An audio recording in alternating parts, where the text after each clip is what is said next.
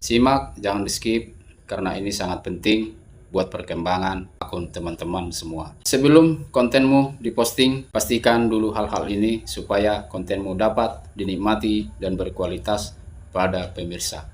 Yang pertama, pastikan dulu kontenmu sudah original, bukan reupload. Yang kedua, pastikan videomu kalau itu real, formatnya horizontal. Pastikan resolusi konten kalian tidak buram, minimal 720 sampai 4K. Dan yang ketiga, penulisan caption yang rapi, buatlah di atas atau di bawah.